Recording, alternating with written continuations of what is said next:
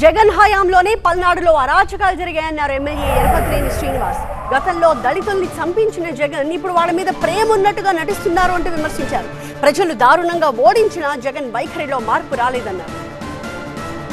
ఈ రోజు 151 సీట్ల నుంచి 11 సీట్లు వచ్చిన తర్వాత కూడా అవే అబద్ధాలు, అవే అసత్య ప్రచారాలు.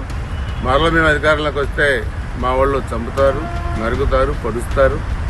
రప్పరప్ప అంటే తప్పేంటి, నరికితే తప్పేంటి, చంపితే తప్పేంటి అని 5 సంవత్సరాలు ముఖ్యమంత్రిగా పనిచేసిన ఒక వ్యక్తి ఇష్టారాజ్యంగా నోరు బారేసుకొని కార్యకర్తలను రెచ్చగొట్టి చంపమంటాం. గురజాల నియోజకవర్గంలో పిన్నెల్లి గ్రామం 1974 మధ్య ఒక అరాచక నిలయంగా మారిపోయింది. దాంట్లో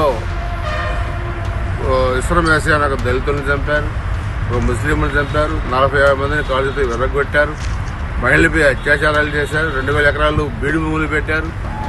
వాస్తవాలు తెలుసుకోకుండా ఇష్టారాజ్యంగా ఏదో దళితుల మీద హత్య, దళితుల మీద అఘాయిత్యం జరిగిందని నువ్వు మాట్లాడుతున్నావు. నువ్వు హయాంలో గురజాల నియోజకవర్గంలో దోమతోటి విక్రమ్, అదేవిధంగా యోహాన్, ఇస్రాయ, ఈ విధంగా ఎంతమంది దళితులు చంపారో జగన్మోహన్ రెడ్డి మరలా మేము వస్తే చెట్లు మానులు అయితే మానులు, చెట్లు అయితే అని ఏదో నీ నోటికి వస్తే మాట్లాడుతున్నావు.